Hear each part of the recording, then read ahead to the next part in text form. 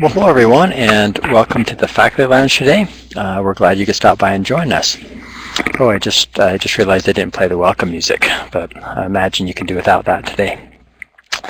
Anyway, we are lucky to have Jared Covili from our Professional Development Office here at UEN, and he's going to share some really cool things that I think a lot of us aren't too familiar with, and some really useful tools that you can use as part of your Google Drive account. So I'm going to let him jump right in. But before we do that, if you just a reminder, if you've got a question or a comment, feel free to use the chat room down in that lower left-hand corner. And Jared will kind of be watching that as he presents, and we'll answer those on the fly or at the end if there's any questions. So also, all of these Faculty Lounge presentations are recorded, and you can find the archive on the Faculty Lounge page on UEN's website. So with that, Jared, I'm going to turn it over to you. Well, thanks, Tim. It's good to be with you all in the Faculty Lounge today. This is my first chance to actually make it in this year, so I'm excited to come in and share a few things with you. Today we're going to be focusing on Google Drive. A lot of you have probably been using Google Drive for a long time. And there's a few things that I hear a lot about the things they love about Google Drive, and things that some of their criticisms of using Google Drive. And hopefully we're going to show you how to enhance the things you love and get rid of the things you don't love. Okay? So today, as we get going, I'm going to show you some new features as well as some maybe hidden features that you haven't seen before in your Google Drive. Well, let's get started. So the first thing I wanted to do today as we get going is I wanted to talk to you just a little bit about the Google Drive interface has changed recently. If you're looking at my screen right now, and to you it looks different from what you're used to, about a month ago Google released a new update, kind of did a makeover on Google Drive, and you're kind of seeing that right now. If you want to be able to see your screen looking similar to mine, I'm going to show you how you start with that. In the top right corner of Google Drive, when you click on the little gear icon, you will see an option here that says Experience the new drive. Mine says leave the new drive because I'm in it right now. But that's an option for you to switch from the old view to this new view. And just so you're aware, if you don't switch yourself manually, at some point before the end of the year, Google has said that they are going to switch over all of the accounts automatically. So they'll do that for you if you don't go ahead and do that yourself. As you look at my interface, you'll notice that the left-hand side has changed a little bit. What used to have a button that said Create and an Upload button now just has a button that says New. In the center, instead of it being a list of your documents, you now have more of a graphic interface, so it has a little bit of a different look there. It kind of resembles more of what you see if you use Google Drive on your iPad. And then on the right-hand side of your screen, you'll see that you've got a new activities or a details section that tells you about some of the files that you've been working on, so you can click on a folder and you can see some of the details or some of the recent activities. So with you sharing files or with you uploading your own files, this kind of gives you a sense of what's been going on. Now, please be aware, even though this looks a lot different, it doesn't really function all that differently. It still works pretty much the same way that you're used to. Perhaps one of the only things that's changed over on the left is instead of it being called Shared with Me, now your shared items are called Incoming. So that's just a little something I wanted to share with you as we get started. One other thing I might just mention to you, I'm going down to the bottom left of my screen. In your Google Drive, it tells you how much storage you're currently using. Well, there was a big storage announcement this week for all of you who are using Google Apps for Education. Google's actually just declared that sometime in the next month that your Google Apps for Education account will have unlimited storage. So where most Google Apps accounts currently have 30 gigabytes of storage, you will be upgraded and have unlimited storage, and that will include up to 5 terabyte uploads. I don't know if any of you will ever fill up all that space, but it's nice to know you have it. So those are a couple little things that I wanted to point out to you as we get going. Well, the first thing that I want to do is I'm going to go into my menu called the New Menu. And a lot of you have been in this over the years, and you know that you can create things here like Google Docs or Google Sheets. But some of you may not know, if you scroll all the way down to the bottom of this menu, there's a little pop-out that says More, and you can add additional applications or apps to your Google Drive. I'm going to show you how to go through and add some of these things and maybe give you a demo of a couple of them that I think might be very useful for you. So when you first come into that More menu, you're going to go down to the very bottom and click on Connect More Apps. And you'll see that a new window appears that gives you a lot of choices here. So some of the things may even be familiar to you. I'm noticing here on my home screen, I have an option to connect Lucid Press and Lucid Chart to my Google Drive. If you're a teacher in the state of Utah, those are both free pro accounts that you've been given because the state of Utah has a license to give all teachers Lucid Chart and Lucid Press for free. So let's say I wanted to add this to my Google Drive. I'm going to come down here and click the Connect button, and you can see that it will open up here in just a moment, and it should prompt me. Let's see if, oh, I already did it. So I've already done this in the past. So you can see that it just automatically loaded up Lucid Chart for me. You may at some point see that Google's going to ask you whether or not you want, oh, here it is. So when I first click on it, they're going to ask me whether or not I want to give permission for Google Drive to manage files and have access to some of the files that I make with my Lucid Chart account. You can just go down and click Accept, and after that it just takes a second for it to authenticate, and look what's loading up right here from my Google Drive. It takes me right into, in this case, Lucid Chart, where I can make some pretty cool graphic organizers. I'm not going to finish this one right now. I just wanted to show you how to get started. But I will show you that when you do complete an activity, it stores it right back here in your Google Drive. So you can see I'm going to open up one that I created previously about kind of designing your personal learning network. And it just loads right up into this interface. And you have it ready to go. I'm going to skip the tips right now. And I will hide this right now. Okay. But you can see there's a completed chart that someone's made kind of documenting their personal learning network. This is not a normal tool here in Google Drive, right? But it's something that I can add in to tie in some of the other tools and websites that I like using, and I can save all of that material right here in my Google Drive account. Really nice for you and for your students because you don't have to go to several different websites to find your Lucid Chart or vice versa, the different things. You can just load those things right in, and then it stores them here in your Google Drive. A couple other little applications that I wanted to share with you that I think you'll really like.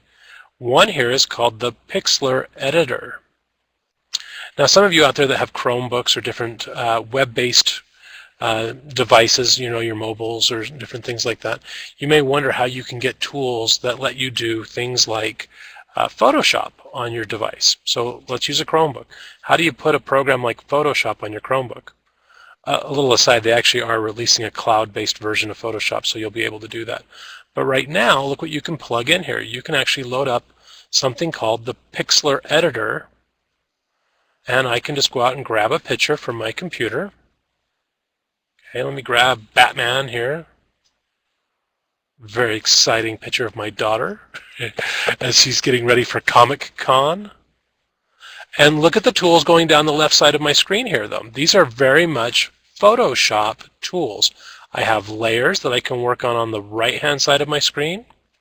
But if I just come here and grab the little blemish remover, I'm going to come in and just quickly kind of roll over her chin, and look at that. I mean, that is a Photoshop quality edit coming to you free right from within my Google Drive using the add-on called the Pixlr Editor. I mean, how cool is that?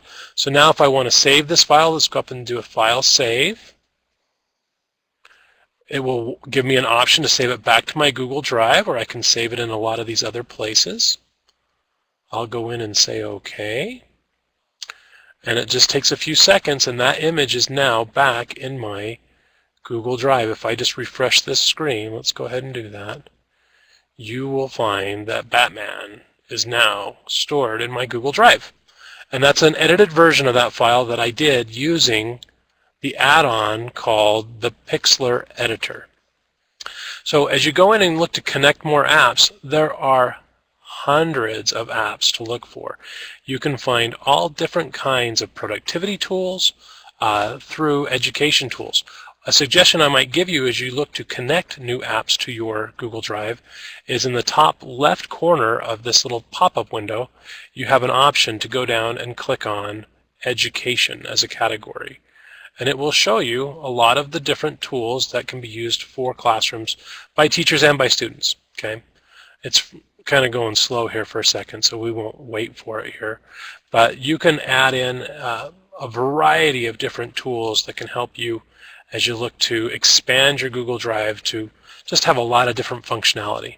Okay, I'll show you another fun little one here coming up. One of my favorite plugins in the Connect More Apps here is a program called MoveNote. Okay, I'm going to open this up so you can see it here. MoveNote is kind of an interesting thing. So a lot of us have done presentations. There I am. Hello. I've done presentations where we've done a PowerPoint in front of our students.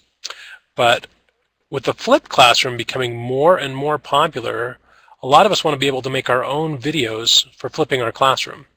So what you're going to see me do right now is I'm going to take just a regular PowerPoint slide, but I'm going to add me as the teacher over here on the right side of my screen doing my presentation, so I can do an actual narrative. So watch as I just click on Add Slides, and I can select them either from my computer or from Google Drive. And I'm just going to I'll just grab a simple one slide presentation here. Select that. Just takes a moment for that to load up into the MoveNote system here. And once that's up, I can now have that display on one side of my screen. Okay, it should be coming here in just a second. I can have that display on one side of my screen while I narrate the presentation on the other side of my screen. Okay, something kind of fouled up there. Maybe it's just because of bandwidth here. Let's try one more time. If it doesn't work, I'll show you a finished one so you can kind of see what it looks like when it's all said and done. But you can have multiple slides. It doesn't even have to be PowerPoint slides. You could load up a document, an image, whatever you want to use to instruct or to have someone present on. And you can just have kind of the one side be the presentation and the other side be the presenter. Very easy to use. Once you click record, you can see it will just give me a little countdown, and it will let me start recording so I can be talking about whatever's on the other side of my screen while I'm doing my presentation. I recently showed this to a group, and they were so excited because they said this would be so great for us to do when we have a sub in our class. Instead of trying to give them these detailed written out lesson plans, I can just record myself talking through the day's events and have the sub play it for my students, which is kind of a neat idea. Let's save and preview so you can kind of see what happens here. Sorry for the internet hassle here, but it's kind of fun to watch me, I guess, right? Okay, so we got a little hiccup here.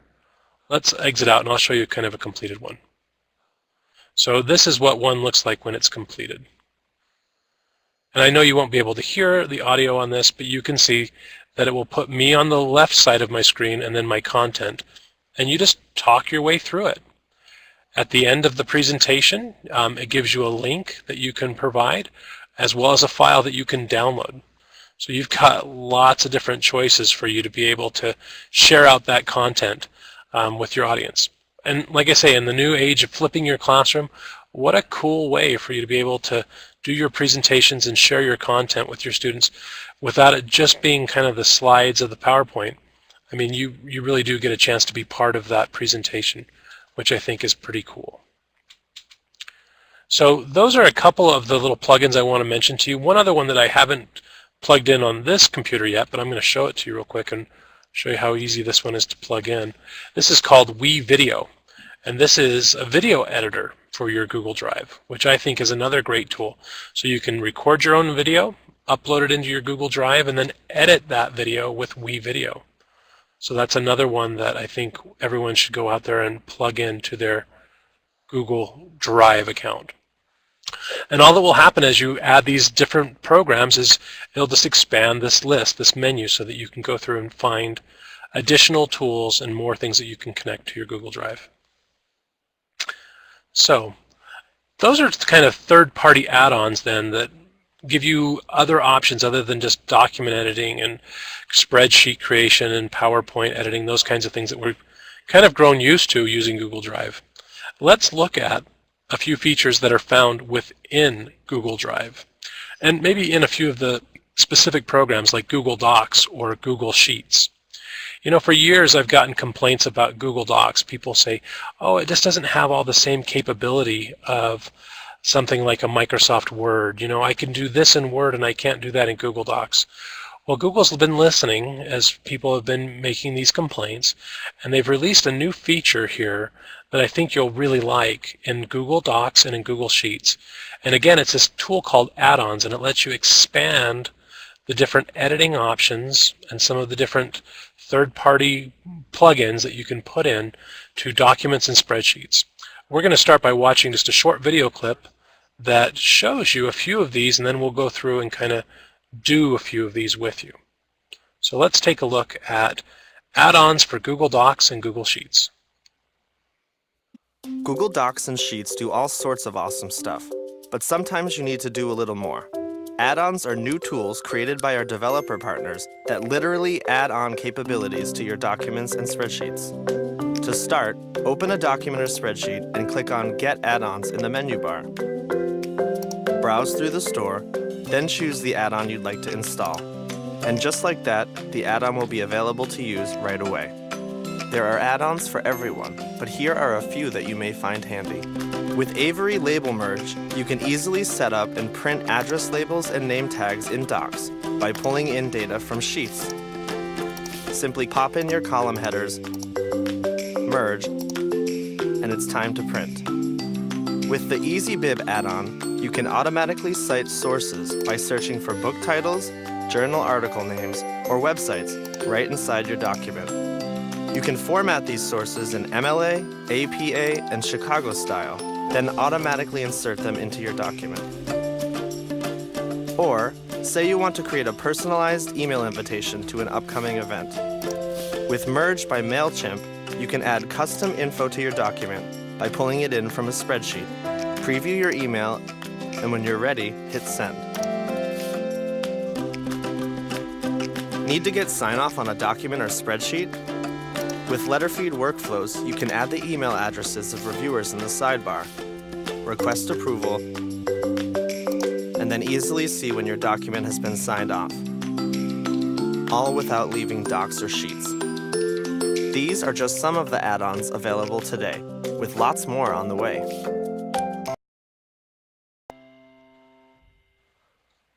So I just got a shut up in the comments section. Thank you, Mindy, for that fun shout out. But that's pretty exciting, some of those little plugins that you can now do in your Google Docs and in your Google Sheets. So let's pull that back up again and let's take a look at some of the different ways that you can expand tools within your documents and your spreadsheets. So let me just open up a document here for a second, and I'll show you how we can go through and do some of this. So this is just a regular old Google Doc. This is actually an agenda that Tim created recently. Okay, so Tim's got a little agenda here in his Google Docs. Let's say now he wants to start plugging in some of these add-ons to help him just expand some of the editing tools that he has in here. So across the top of your screen, you'll see that there's an area called Add-ons. And when you come in, you can go down to Get Add-ons. Okay? And just like we saw a few moments ago, we can add in a variety of these different tools. Everything, again, from making spreadsheets or making graphic organizers and doing all kinds of stuff. Let's add in that EasyBib. That's one that a lot of teachers really like, is this EasyBib. And you can see, just like we said before, it does ask that you accept terms that you're going to allow these tools access to your document. Okay, so that's fine. Not a big deal there, so we'll accept that. But as soon as you plug in one of those add-ins, you can see it's now part of the add-ons menu.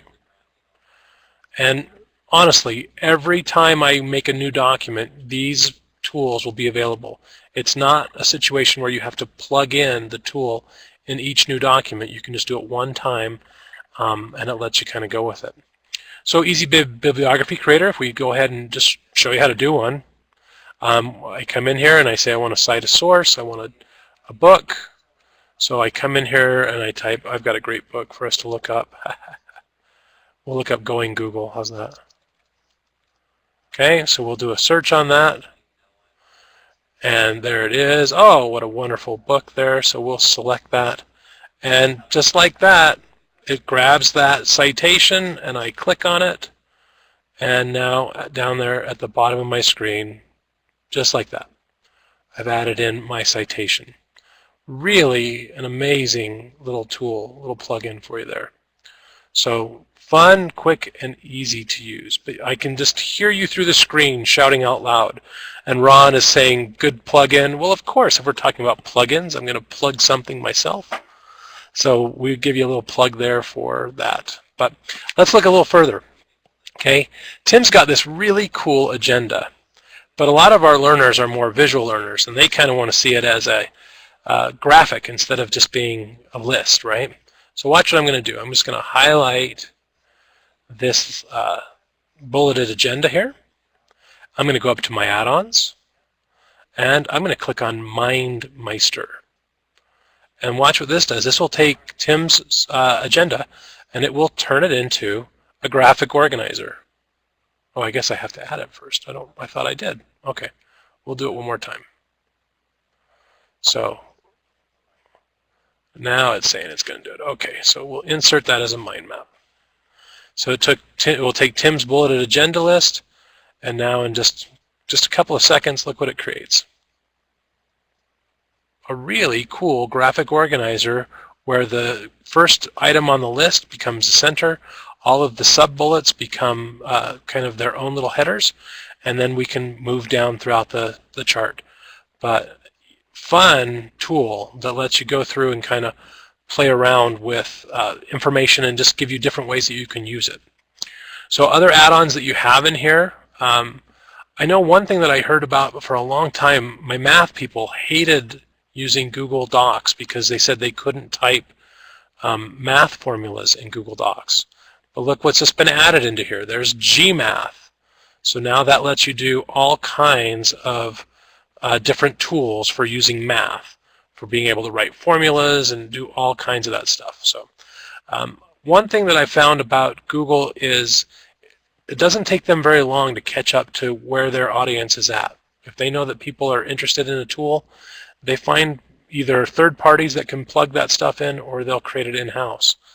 But really seen some cool expansions of Google Drive in the last 6 months, and this keeps growing. So as you check in on the add-ons, you'll find that you will get more add-ons as time goes on. If you ever want to get rid of an add-on, you just go to the add-ons menu, go down to Manage, and you can remove any of the add-ons that you no longer want. Okay, so you can add those things in, or you can remove them whenever you feel like you want to. Now, one more little add-on that I want to go into. A lot of us are using Google Forms now, right, to make those quizzes. And I think we've shown this in previous faculty lounges, but I want to show it today again just because it's an add-on.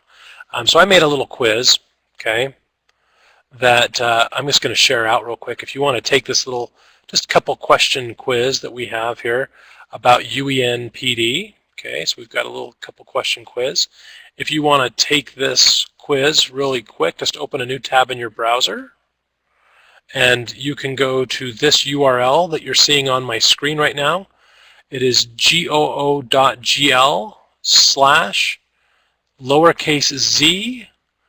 uppercase F, lowercase g, P, A, and an uppercase S. Let's see, that should work. Let's test that bad boy out and make sure that that thing works.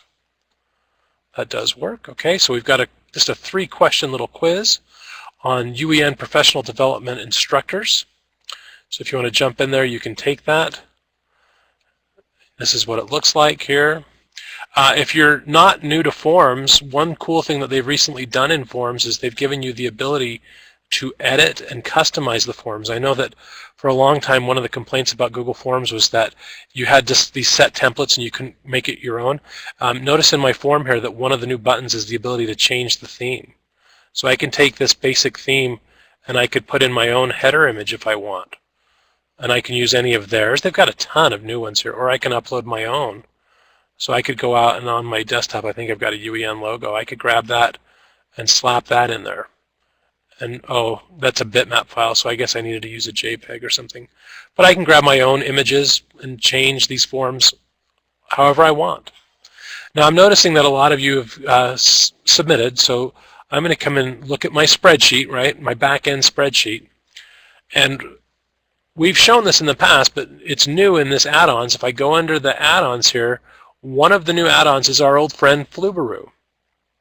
And before we used to have to put in Flubaroo on each quiz that we made, but now you don't have to do that anymore. Flubaroo just gets installed one time, and it works just as great as it always has. So I can go in there and grade the assignment. It launches the add-on, and it just lets me go through and do this. So let's see what our answers are for our PD quiz. The first question was, which UEN PD instructor has been here the longest? Okay, so let's go through. We'll give each of those 1 point, so we'll continue that. That's fine. Let's see, I'm going to take the last one as my answer key. Let's see how...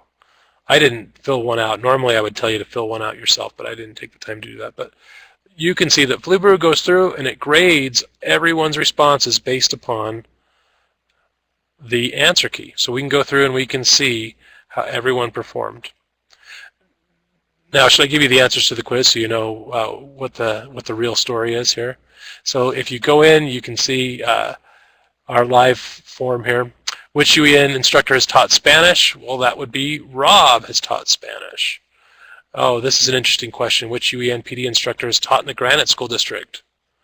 Surprisingly, it's actually all of the above. I'm sure some of the administrators in Granite hate us because we seem to harvest a lot of their people. Which UEN instructor has been at UEN the longest? Well, that's Tim. I think he was here when it opened, back in the 70s. So anyway, fun tools. We're out of time, but I hope you've been able to see a few add-ons that you can use in your Google Drive, and some great ideas out there for you to look at and explore and kind of play with. Hopefully this was useful for you. Thanks for watching, everybody. Well, thanks, Jared. I learned something about the UEN employees with that quiz. Very cool. Just before we wrap up for the day, I just want to pull up our schedule. Next week we will not be having a faculty lounge. It's the UEA conference, which I'm sure all of you are attending. Oh, I mistyped there. I put UEN. No, it's actually UEA. And then you can see our schedule for the next couple of weeks after that. So hopefully you can join us for one of those sessions. So thanks again, Jared. And everyone, we hope to see you next week. Take care.